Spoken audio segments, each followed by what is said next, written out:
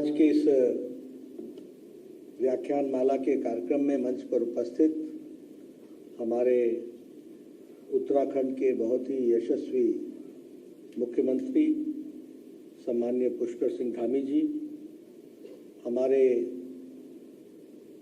अपने देव संस्कृति विश्वविद्यालय के प्रतिकुलपति जिनका हम सब लोगों को मार्गदर्शन मिलता रहा है और जिन्होंने हम सब लोगों को प्रेरणा दी है, ऐसे डॉक्टर चिन्मय पांड्या जी, हमारे यहाँ के लोकप्रिय सांसद, पूर्व में मंत्री रहे, पूर्व में मुख्यमंत्री रहे, हमारे वरिष्ठ साथी डॉक्टर निशंक जी, रमेश पोखरियाल निशंक जी, हमारे प्रभारी दुष्यंत गौतम जी जो पूर्व में राज्यसभा के सदस्य रहे और उत्तराखंड के प्रभारी हैं, हमारे प्रदेश अध्यक्ष महेंद्र भट्ट जी और हमारी सह प्रभारी सांसद उत्तराखंड की रेखा वर्मा जी, सम्मानित मंच और यहाँ उपस्थित हमारे मंत्रीगण, सांसदगण, राज्यसभा के सदस्यगण, विधायकगण और हमारे विश्वविद्यालय के प्राध्यापक, आचार्य, शिक्षकगण और हमारे शिक्षार्थी, विद्यार्थी जो इस हॉल के अंदर भी हैं और दूसरे हॉल में भी वह विराजमान हैं। यह हम सबका सौभाग्य है कि आज देव संस्कृति विश्वविद्यालय के तत्वाधान में जो व्याख्यान माला हो रही है और जिसका थीम है वसुधैव कुटुंबकम, उसमें मुझे भी भाग लेने का सौभाग्य मिला है। डॉक्टर चिन्मयानंद जी बहुत समय से चाहते थे कि मैं शांति कुंज में आऊं और शांति कुंज मेरे लिए पराया नहीं है, ये मेरा अपना है। मैं यहाँ आज वक्ता के रूप में ज़रूर आया हूँ, लेकिन आचार्य श्री राम जी के द्वारा बताए गए रास्ते पर चलने वाला मैं भक्त बड़ा पुराना हूँ, ये मैं ज़रूर कहना चाहूँगा। इसलिए कई बार मुझे आने का सौभाग्य मिला। इधर कुछ जिम्मेवारियों के कारण थोड़ा प्रवास कई क्षेत्रों में बढ़ गया, इसलिए आना कम हुआ। तो डॉक्टर साहब का कहना था कि आपको आना चाहिए और आज मुझे वो मौका मिला है। इसके लिए मैं डॉक्टर साहब और देव संस्कृति विश्वविद्यालय का धन्यवादी हूँ जिन्होंने मुझे ये सौभाग्य दिया है। सावन के महीने में शांति कुंज में आने का मौका मिले तो ये अध्यात्म की दृष्टि से और भी अच्छा हो जाता है कि ऐसे मौके पर यहाँ आने का, इस पवित्र स्थान पर आने का मौका मिला है। अभी डॉक्टर साहब चर्चा कर रहे थे कि हमारे अध्यात्मवाद की, हमारे विकास की, हमारे विचार की, हमारी सोच की हवाएं चांद तक भी पहुंची हैं और सच में इसमें कोई दो राय नहीं है कि देश आज गौरवान्वित महसूस करता है और देश गर्व महसूस करता है जब हमारे साइंटिस्ट, हमारे वैज्ञानिक भारत के दक्षिणी हिस्से से चंद्रयान को उड़ाते हैं और भारत चंद्रमा पर पहला देश बनता है जिसका चंद्रयान दक्षिणी ध्रुव पर पहली बार कोई उतरता है, तो वो भारत का चंद्रयान है। ऐसे शुभ बेला पर सावन का महीना हो, शांति कुंज का प्रांगण हो, चांद पर हम पहुंचे हों, अध्यात्म की चर्चा हो रही हो, तो यह हम सब के लिए बहुत ही सौभाग्य की बात है और देश के लिए गौरव और गर्व में हम भी अपने आप को शामिल करते हैं। यह मैं कहना चाहूँगा। कल प्रधानमंत्री जी ने जो स्थान जहाँ पर चंद्रयान उतरा, जिसको टचडाउन कहते हैं, उस टचडाउन का भी जो नामकरण किया शिव शक्ति, वह भी भारत के अध्यात्म जगत से जिस तरीके की विचार, शिव और शक्ति का मिलन, उत्तर और दक्षिण का मिलन, यह हम सबको देखने को मिलता है, तो यह भी हम सबके लिए बहुत ही खुशी की बात है कि ऐसे शिव शक्ति के स्थान को चांद पर भी अध्यात्मवाद से हम लोगों ने, आदरणीय प्रधानमंत्री जी ने देश को इस नामकरण से गौरवान्वित किया है। यह भी हम सबके लिए खुशी का विषय है। मैं यहाँ जब अखिल विश्व गायत्री परिवार में आया हूँ तो पंडित श्रीराम शर्मा जी आचार्य जी को याद करना, उनसे प्रेरणा लेना और उसी तरीके से माता भगवती देवी शर्मा जी का भी याद करना, ये मेरी परम जिम्मेवारी बनती है, जिन्होंने अध्यात्मवाद के दृष्टि से गायत्री परिवार को, गायत्री मंत्र के विषय को और गायत्री मंत्र से जुड़ा हुआ अध्यात्म के विषय को जिस तरीके से करोड़ों लोगों के जीवन में उसको समाने का जो कार्य किया, वह मानवता के लिए अद्भुत है और वह युग बदलने के लिए एक अवस्था है जिसको उन्होंने आगे बढ़ाया। इसलिए जब मैं इस तपोभूमि पर आया हूं तो श्री राम शर्मा जी को उनके प्रेरणा से और उनके प्रेरणा से जो करोड़ों लोगों ने अपने जीवन में बदलाव लाया और युग परिवर्तन को आगे बढ़ाया है, और यह युग परिवर्तन की ओर हम चल पड़े हैं, इसके लक्षण भी हमको दिखने लगे हैं। इसके लिए भी जो उसका बीज उन्होंने रखा था वो आज एक विशाल वृक्ष के रूप में आगे बढ़ रहा है। इसके लिए उनसे प्रेरणा भी लेते हैं और उनको हम इसके लिए उनकी प्रेरणा से हम आगे बढ़ें, ऐसी ईश्वर से मैं कामना करता हूँ।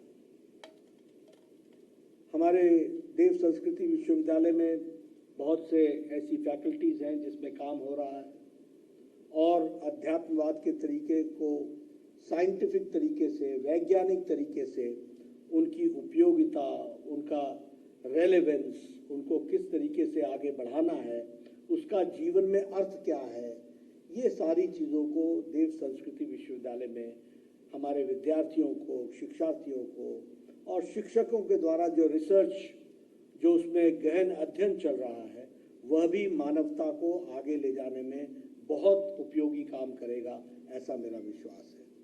अगर हम शिक्षा की बात करें तो शिक्षा, अगर पाश्चात्य जगत की विचारधारा को देखें तो एजुकेशन इज फॉर ब्रेड, शिक्षा जीवन अर्पण करने का माध्यम है। और जब हम अपनी विचारधारा को देखें और देव संस्कृति विश्वविद्यालय की भाषा को देखें तो हमें समझ में आता है कि इसकी शुरुआत ही संस्कार शाला से शुरू होती है और संस्कार का प्रेरणा स्रोत बनता है। शिक्षा जीवन को परिष्कृत करने का, अपने जीवन का सार्थक अर्थ ढूंढने का रास्ता है, यह हमको उसमें से समझ में आता है, जिसको देव संस्कृति विश्वविद्यालय भारतीय संस्कृति के ज्ञान को, भारतीय संस्कृति के तत्व को, भारतीय संस्कृति के ममत्व को जानने का प्रयास कर रही है। इसके लिए मैं विशेष करके बधाई देता हूँ देव संस्कृति विश्वविद्यालय को। अगर हम स्वास्थ्य की बात करें तो मैं आप सबसे इसके बारे में भी चर्चा करते हुए आपके ध्यान में लाना चाहता हूँ, क्योंकि मुझे 10 साल स्वास्थ्य मंत्री के रूप में भी काम करने का मौका मिला, प्रदेश में भी काम करने का मौका मिला, केंद्र में भी काम करने का मौका मिला। हमारी स्वास्थ्य की सोच भी बड़ी एकांगी रही, हमारी स्वास्थ्य की सोच भी बहुत ही सीमित रही और उसी को दुनिया ने हेल्थ मान लिया, उसी को दुनिया ने हेल्थ के दृष्टि से आगे बढ़ाने का काम किया। और वो क्या था? वो था क्यूरेटिव हेल्थ केयर। हमारे डॉक्टर, आपने सुना होगा, बड़े बड़े पढ़े लिखे डॉक्टर, उनसे बोलो परहेज क्या है, क्या परहेज करना? परहेज कुछ नहीं, खाओ सब कुछ, बस एंटीबायोटिक ले लो, और अगर ज्यादा बीमारी है तो एंटीबायोटिक का इंजेक्शन ले लो। यानी अपने शरीर को खराब भी करो और फिर उसको बनाने का इंतजाम भी करो।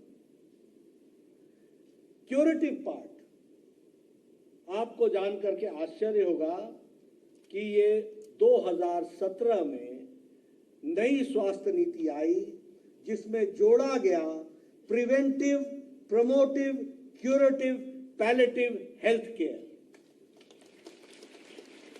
पहले हेल्थ को प्रिवेंट करो, उसको स्वस्थ रखो, उसको गड़बड़ न होने दो। अब हमारे यहां शब्द आ गया लाइफस्टाइल डिजीज, मतलब पहले लाइफस्टाइल खराब करो और फिर उसका उपचार में लो। लाइफस्टाइल अच्छा रखो, इसकी कहीं भी चिंता चिंतन नहीं हुआ था।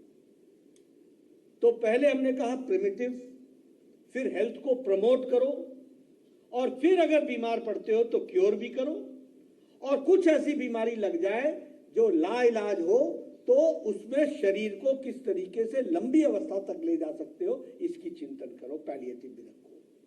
तो ये सोच लेकर के हम चले, और मुझे खुशी होती है कि देव संस्कृति विश्वविद्यालय आज योग, आयुर्वेदा और वनस्पति औषधि पर रिसर्च करके आगे बढ़ रही है। इसके लिए भी मैं आपको बधाई देता हूं, क्योंकि आपने स्वास्थ्य को भी सर्वांगीण रूप में देखने का प्रयास किया है। और वसुधैव कुटुंबकम क्या है? वो सभी तरह की विद्या को अपने पास आने देने की क्षमता रखने वाला है, बंद दरवाजे की तरह नहीं। आप किसी डॉक्टर से, मैं लंबे समय स्वास्थ्य मंत्री रहा इसलिए पूछता हूं, एलोपैथी वाले से बात बोलो, वो अभी डोंट नो आयुर्वेदा, मैं हमें नहीं मालूम, योगा होगा हमें नहीं मालूम। जीवन में करते सब है, लेकिन एक दूसरे के साथ मिलने के लिए तैयार नहीं थे। मैंने कहा कि एक ही छत के नीचे योग भी होगा, आयुर्वेद भी होगा, सिद्ध भी होगा, एलोपैथी भी होगा, हर एक तरीके का विचार। समग्रता में सोचो, समग्रता में सोचो, और उस काम को आप कर रहे हैं, इसके लिए मैं आपको बधाई भी देता हूं। जहां तक सेल्फ रिलायंस का सवाल है, उसमें आपने जो आदर्श ग्राम की कल्पना को आगे बढ़ाया है और सेल्फ सस्टेनेबल ग्राम बनाने की जो आपने कल्पना की है, उसके लिए भी आपको साधुवाद। आप इस काम को आगे बढ़ाएं, क्योंकि हमारी कल्पना में तो पहले ग्राम अपने आप में स्वावलंबी होता था। गांव में सारी व्यवस्थाएं आपस में मिलजुल करके व्यवस्थाओं को स्थापित करने की व्यवस्था थी। ये तो हम लोगों ने हर जगह सरकार पहुंचा दी, और सरकार पहुंचने के तरीके से विचार आ गया, जो करे सो सरकार, मेरी बावड़ी का पत्थर भी लगे तो सरकार, और हमारा अपना कोई योगदान नहीं। लेकिन समाज और स्वावलंबी गांव के आदर्श ग्राम की कल्पना को आपने आगे बढ़ाया है, इसके लिए भी मैं इस विश्वविद्यालय के विचार को बहुत ही साधुवाद देता हूँ।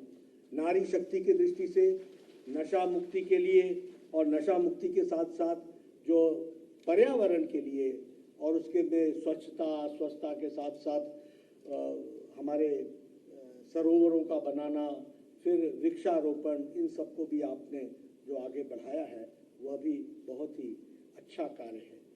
व्यक्तित्व निर्माण की दृष्टि से जो आपने साधन को, यानी व्यक्ति का निर्माण जो आपने इस कार्य को लिया है, यह भी युग बदलने में अपने आप में बहुत बड़ा कार्य करेगा, ऐसा मैं मानता हूँ। जहाँ तक युवा की चेतना का सवाल है, उसके लिए भी नैतिक बौद्धिक शक्तियाँ बढ़ें और सामर्थ्य बढ़े युवाओं का, यह भी देव संस्कृति विश्वविद्यालय इस कार्य को, और शांति कुंज अपने आप में इस कार्य को आगे बढ़ा रहा है। तो मैं ये जरूर, मुझे संतोष भी है और मुझे विश्वास भी है कि सर्वांगीण विकास व्यक्ति का होने में देव संस्कृति विश्वविद्यालय एक पायनियर इंस्टीट्यूशन के रूप में देश में अपना योगदान करेगा, यह मैं मानता हूं। और इसी के माध्यम से आगे चल करके परिवर्तन आएगा। विचारों में परिवर्तन आता है तो व्यक्ति में परिवर्तन आता है, व्यक्ति में परिवर्तन आता है तो समाज में परिवर्तन आता है, परिवार में परिवर्तन आता है, और जब समाज में परिवर्तन आता है तो देश में परिवर्तन आता है। यह एक जिस बात को हम आगे बढ़ाना चाहते हैं, उसमें यह विश्वविद्यालय के कार्य हमेशा हम सबको प्रेरणा भी देंगे और आगे बढ़ाने में अपना योगदान भी करेंगे। प्रधानमंत्री मोदी जी की सोच भी इससे अलग नहीं है। विकास भी होना है और विरासत को भी संभाल के रखना है। विरासत मतलब कोई विरासत में मिली हुई बिल्डिंग नहीं होती। सिर्फ विरासत का मतलब होता है विचारधारा भी। विरासत का मतलब होता है हमारी जीवन शैली, जो ऋषि मुनियों ने हजारों साल तक विचार करके जिसको प्रतिपादित किया, उसको भी संभाल के रखना और विकास के साथ उसका समन्वय करना, उसको आगे बढ़ाना, यह भी उसमें से जुड़ा होता है, जिसको हम आगे बढ़ाने का प्रयास कर रहे हैं। मैं जहां एक तरफ विश्वविद्यालय के द्वारा किए गए कार्यों के बारे में मैंने चर्चा की है, वहीं जहां तक वसुधैव कुटुंबकम का सवाल है और जो G20 का थीम भी है, अब ये भी अगर आप देखें तो भारत के विचार को G20 के माध्यम से आदरणीय प्रधानमंत्री जी ने वसुधैव कुटुंबकम के विचार को दुनिया के सामने रखने का प्रयास किया है। इसको भी हमको समझना चाहिए। और इसीलिए जब मैं ये कहता हूं तो मेरे मन में जो विचार आते हैं वो आपके साथ मैं जरूर आत्मसात करना चाहता हूं। जहां तक भारत की हमारी विचारधारा है, ऋषि मुनियों की विचारधारा है, लंबे समय तक जिसको हम लोगों ने, और जो साइंटिफिकली प्रूव भी हुआ है, वो है विचारधारा कि हम सबको समान दृष्टि से देखें, सबके बीच में समरसता होनी चाहिए और सबके बीच में समन्वय होना चाहिए।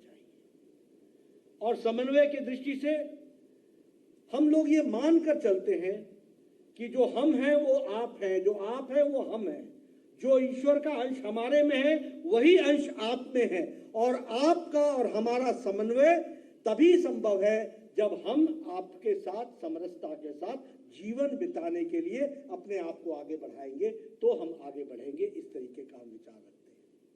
ये अब इसको हम कई शब्दों में, कई उदाहरणों से हम इसको स्थापित कर सकते हैं और इसी को लेकर के हम लोग आगे चले हैं, इसको हम आगे बढ़ाने का प्रयास किया है। लेकिन मैं किसी की बुराई नहीं करता हूं, पर जो वेस्टर्न पॉलिटिकल थॉट रहा, जो पाश्चात्य देश के सोचने की का तरीका रहा, वो तरीका ये रहा कि मनुष्य सबसे सुप्रीम है and everything is made for by the God for the human being. मनुष्य के लिए ही सारी चीजों की रचना की गई है और इसलिए इनका उपयोग नहीं, उपभोग करना हमारी जिम्मेवारी है। बाकियों का उपभोग होना ये निहित है। ये सोच लेकर के वो चले। और आप देखिएगा उनकी शब्दावली भी अगर आप देखें तो आपको कहीं भी शब्दावली में क्या बोलते हैं, वो अंग्रेजी में क्या बोला जाता है, the exploitation of the natural resources. They never say utilisation of the natural resources. वो कभी नहीं कहते, क्योंकि जो मन में है वही जवान पर है।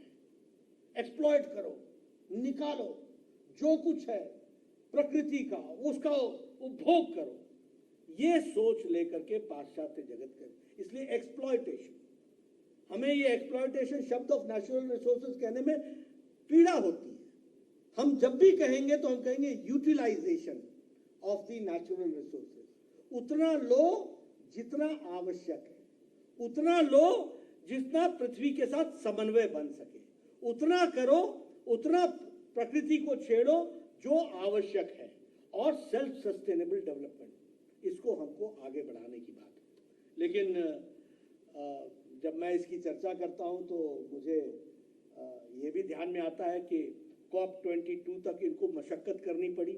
अब ये लोग कहने लगे हैं कि नहीं नहीं नहीं नहीं, एक्सप्लॉयटेशन नहीं होना चाहिए, हमको ग्लोबल वार्मिंग से बचना चाहिए। अब चर्चा, मतलब ऐसा कहना ठीक नहीं है। अब पछतावत होत क्या जब चिड़िया चुग गई खेत। जब आपने, अब आजकल चर्चा कर रहे हैं ग्रीन कार्बन की, आजकल चर्चा कर रहे हैं ये जो हमारे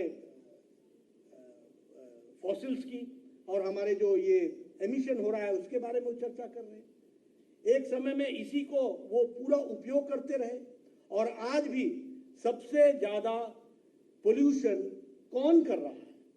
ये डेवलप्ड नेशंस। और सबसे कम कौन कर रहा है? भारत। और भारत फिर भी जिम्मेवारी लेता है कि विश्व के लिए हम पर्यावरण की संरक्षण के लिए सब कुछ करने को तैयार है। ये हमारे प्रधानमंत्री मोदी जी का तो ये है हमारी इंटरनेशनल रिस्पॉन्सिबिलिटी, और ये विचार से आती है, ये ऐसे ही नहीं आ जाती है। और आज ये COP22 में इसको रोको, इसको संभालो, इसको संभालो। आपने देखा होगा प्रधानमंत्री जी ने इंटरनेशनल एनवायरमेंटल फोरम्स पर किस तरीके से भारत का कमिटमेंट रखा है, और भारत ने उसमें लीड ली है। प्रधानमंत्री जी ने नेतृत्व दिया है दुनिया को, और वह बात भी हम सबको समझ में आती है, ध्यान में आती है। लेकिन जब हम वसुधैव की बात वेस्टर्न वर्ल्ड की दृष्टि से करते हैं तो हमारे मन में दो शब्द आते हैं, एक ग्लोबलाइजेशन और दूसरा ग्लोबल मार्केट। यही शब्द समझ में आते हैं, ग्लोबल मार्केट, ग्लोबलाइजेशन। और संचार क्रांति के कारण आज दुनिया छोटी हो गई है, एक गांव बन गया है। हम उसको एक तरीके से विलेज बोलते हैं, गांव की तरह देखते हैं, क्योंकि हमारे संचार क्रांति से सारी चीजों की जानकारियां बढ़ी हैं। लेकिन इसके साथ साथ हमको यह भी समझना है कि यह अगर दुनिया छोटी हुई है, वर्ल्ड हैज बिकम स्मॉलर, और अगर वो एक ग्लोबल विलेज बन गया है, तो उसका हमको मानवता के लिए उपयोग करना है या हमको विध्वंस के रास्ते को आगे ले जाना है। यह भी हमको सोचने की आवश्यकता है, यह भी हमको समझने की आवश्यकता है। अब देखिए, इसमें भी विचारधारा की दृष्टि से देखा जाए तो हमारी विचारधारा में ग्लोबल मार्केट की जब बात आई तो हम लोगों ने हमेशा कहा सेल्फ सस्टेनेबल मार्केट होनी चाहिए, सबका ध्यान रखना चाहिए। सस्टेनेबल जब करना है तो उस सामने वाले के बारे में भी विचार करना चाहिए। लेकिन अगर आप याद करेंगे तो 32 साल पहले जब रशिया का विघटन हुआ तो उस विघटन के बाद लोगों ने कहना शुरू किया कि अब एकमेव महाशक्ति अमेरिका है, और अब वर्ल्ड मार्केट बन जाएगी, और वर्ल्ड कैपिटल मार्केट बन जाएगी, और दुनिया एक बाजार बन जाएगा, और उसको दुनिया को बाजार के रूप में देखना होगा। सर्वाइवल ऑफ द फिटेस्ट होगा, जो सबसे ताकतवर होगा वही सर्वाइव करेगा। ये सब कहा गया 32 साल पहले, ज्यादा देर नहीं। लेकिन आज 30 साल बाद, 32 साल बाद अमेरिका को ही अपनी मार्केट के लिए विशेष व्यवस्था करनी पड़ रही है। यह परिस्थिति आकर के खड़ी हो गई, यह भी हमको समझना चाहिए। इसका मतलब बाजारवाद, कैपिटलिज्म, इसका मतलब ओपन कंपटीशन, ये सारी चीजें संयमित तरीके से जब चलती हैं तो आगे उसका विकास होता है। मानवता के लिए जब होती हैं तो ठीक रहता है। लेकिन ये जो कट थ्रोट कंपटीशन, ये जो शब्दावली सब आई, ये कट थ्रोट कंपटीशन, ये करने वालों को ही कट थ्रोट कर देता है। यह भी हमको समझना चाहिए, ये भी हमको ध्यान में रखना चाहिए।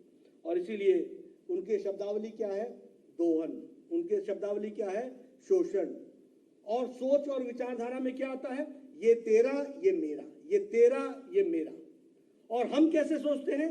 हम सोचते हैं उदार भाव से, संपूर्ण विश्व, संपूर्ण परिवार, सब में हम हैं और हम सब में हैं, इस विचार को लेकर के चलते हैं।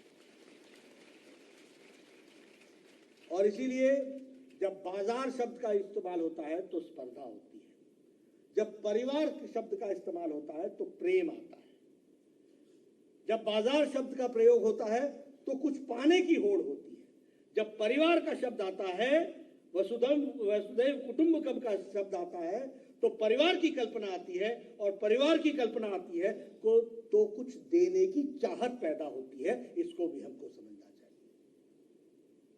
अब देखिए, आप उपनिवेशवाद की दृष्टि से आप देखिए, आप दुनिया का इतिहास उठा के देखिए, हर जगह हर ने, बड़े ने, शक्तिशाली ने छोटे को दबाने की कोशिश की। एक राज्य ने दूसरे राज्य पर, एक देश ने दूसरे देश पर साम्राज्यवाद को फैलाने का प्रयास किया। इनको खत्म कर दो और अपना उपभोग करो, इनको गुलाम बना लो और अपने आप को चलाओ। भारत देश ने कभी भी किसी भी देश पर कभी हमला नहीं किया। हम सबकी सुख की कामना करते रहे। ये वसुधैव कुटुंबकम भारत है। हमने आत्मरक्षा जरूर की, हमें आत्मरक्षा करनी है। किसी गलत व्यक्ति की गलत निगाहें हमारे देश पर पड़ी, ये संभव नहीं है, ये नहीं होगा। लेकिन हमने अगर जीता तो हमने विचार से जीता, हमने अगर जीता तो उसमें प्यार दिखा करके जीता। और क्या जीता? विचार को जीता। कभी उनके ऊपर आधिपत्य नहीं किया, कभी उनकी सॉवरेंटी को अधिकार में उसमें नहीं लिया। हमारा विचार है, उस विचार से आप संबंध रखते हैं तो आप जुड़ जाइए। अगर गौतम बुद्ध भी गए इतने देशों में और बौद्ध धर्म फैलाया तो उन्होंने विचार से जीता, कोई वहां सरकार नहीं चलाई। और अगर दुनिया के भी अगर यहाँ इतिहासकार आए और उन्होंने भी यहां से जानने का कोशिश की तो उनको जो कुछ भी हम दे सकते थे हमने देने का प्रयास किया, क्योंकि वैचारिक पृष्ठभूमि पर वसुधैव कुटुंबकम हमारे अंतरात्मा में रचा बसा है। इसको भी हमको ध्यान में रखना है, इसको भी हमको समझ करके आगे चलने की आवश्यकता है। इसलिए हम कभी भी किसी देश पर हमने कोई आधिपत्य करने की कोशिश की हो, ऐसा कभी नहीं है। और प्रकृति से अगर हमको जोड़ने की आवश्यकता देखें, और हमारा जो सोच था, आज जो लोग एनवायरमेंटल बात करते हैं, आज जो लोग ये सेल्फ सस्टेनेबल गोल्स की बात करते हैं, आज जो मिलेनियम गोल्स की पहले बात करते थे, ये सब लोग जब बात करते हैं तो हमारे यहाँ क्या था? हमारे यहाँ पहला संपर्क व्यक्ति का मां से होना, बाद में धरती मां से होना, फिर गंगा मां से होना, फिर भारत मां से होना। यानी हमने अपनी उत्पत्ति को मां के साथ जोड़ करके देखा। वो धरती, वो गंगा, वो हमारी संस्कृति, उसके साथ अपने आप को जोड़ करके देखा। और इसलिए धरती पर रहने वाले सबके साथ सामंजस्य रखना, ये हमारी जीवन शैली रही। हमने कभी भी एक्सप्लॉयटेशन के विषय को लेकर के पाश्चात्य जगत की तरह हमने आगे बढ़ने का प्रयास नहीं किया है। और अगर हम G20 को देखें, ये मौका भारत को मिला, और भारत को मौका मिला तो प्रधानमंत्री जी ने वसुधैव कुटुंबकम के बात को लेकर के दुनिया के सामने रखने का प्रयास किया है कि हमको दुनिया के दृष्टि से ये एक परिवार है और उस परिवार को हम उसी दृष्टि से देखते हैं। यह भी हमने उसको आगे रखने का प्रयास किया है। मैं आपके सामने जो हमारे लोग दुनिया में, जो हम इंडियन डायस्पोरा कहते हैं, जो हमारे लोग हैं, अमेरिका में हैं, जो हमारे लोग विदेशों में हैं, आपने देखा होगा उनके मन में भारत के प्रति समर्पण, भारत की विचारधारा के प्रति समर्पण अटूट है। लेकिन इसके साथ साथ हमारी विचारधारा का मूल मंत्र वो लेकर के गए हैं और उन्हें रचा बसा है कि जिस देश में गए हैं उस देश के साथ मिलकर के उस देश के विकास के लिए भी वो लगे हैं। ये वसुधैव कुटुंबकम का एग्जाम्पल हमको देखने को मिला। ये हमारे लिए खुशी की बात है कि इंडियन ओरिजिन का ऋषि सुनक आज ब्रिटेन का प्रधानमंत्री है, लेकिन वो ब्रिटेन की दृष्टि से ब्रिटेन का भला कैसे हो, मानवता का कैसे भला हो, इसके लिए कार्य कर रहे हैं। अगर अमेरिका के उपराष्ट्रपति मूल ओरिजिन इंडियन है तो वो अमेरिका की सेवा में लगी हुई है। और हमारे लिए फख्र की बात है कि हम उनके माध्यम से हमारे विचार प्रतिपादित होते हैं, हमारे संस्कार प्रतिपादित होते हैं। इसको भी हमको समझना चाहिए, इसको भी हमको जानना चाहिए। ये हमारा विचार है। अब सॉफ्ट पावर की बात कर लें। प्रधानमंत्री मोदी जी अगर यूएनओ में गए तो उन्होंने नहीं कहा कि हमारा योगा, हमारा योगा, हमारा योगा। उन्होंने कहा योगा अंतर्राष्ट्रीय बनना चाहिए, अंतर्राष्ट्रीय वर्ष बनाना चाहिए। और योग ने उसको 77 देशों ने समर्थन दिया। आज अंतर्राष्ट्रीय योग दिवस हम सब लोग मना रहे हैं। आज योग दुनिया में पहुंचा। तो ये वसुधैव कुटुंबकम का एक उदाहरण हमको देखने को मिलता है। अब वर्ल्ड इंटरनेशनल मिलेट्स ईयर, मोटा अनाज मिलेट्स ईयर की जो हम बात करते हैं, ये भी प्रस्ताव प्रधानमंत्री जी ने रखा और इसको भी यूएन जनरल असेंबली ने असेंट दिया। अंतर्राष्ट्रीय मिलेट वर्ष मनाया जा रहा है और यह अपने आप में किस तरीके से स्वास्थ्य के लिए योग कारक हो सकता है, सुधार कारक हो सकता है, इसका भी वह जीता जागता प्रमाण है। उसको भी हमको समझना चाहिए। और प्रधानमंत्री मोदी जी के द्वारा कहा जाना one earth, one family, one future और वसुधैव कुटुंबकम के अर्थ को समझाते हुए इस बात को कहना, यह अपने आप में हम भारत के नागरिक हैं, भारत की संप्रभुता के लिए लगे हैं, भारत मजबूत राष्ट्र बने। लेकिन हम और हमारी विचारधारा और हमारी सोच, हमारा जो कुछ भी हम लोगों ने पाया है वह दुनिया के लिए है। इस विचार के साथ हम आगे बढ़ने वाले हैं, इसको भी हमको समझना चाहिए। और उसी तरीके से अगर हमने एनवायरमेंट की दृष्टि से प्रधानमंत्री जी ने कहा तो उन्होंने कहा one sun one world one grid, यानी सोच जो है वो अंतर्राष्ट्रीय दृष्टि से रखने का प्रयास किया है। मुझे लगता है कि वसुधैव कुटुंबकम यह हमारे जीवन में रचा बसा है, इसको हमको आगे बढ़ाना है। इसके माइन्यूट डिटेल्स को हमको और गहराई से अध्ययन करना चाहिए।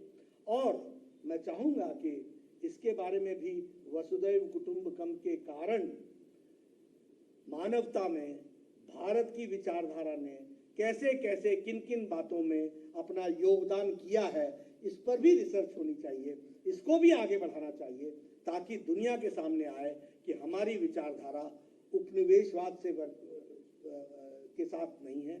उपनिवेशवाद की तरह हम किसी पर आधिपत्य नहीं जमाते, लेकिन हाँ, विचार को आगे बढ़ाने के लिए जो मानवता के लिए उपयोगी है उसको बढ़ाने में हम कभी भी मानवता के लिए करने में समर्पित रहते हैं, उससे पीछे नहीं हटते हैं। और हम सब लोग अपने जीवन में इस मंत्र के साथ आगे बढ़ेंगे तो मानवता का भला होगा, ऐसा मेरा मानना है। और देव संस्कृति विश्वविद्यालय इसको आगे बढ़ाएगी, ऐसा मेरा विश्वास है। बहुत बहुत धन्यवाद।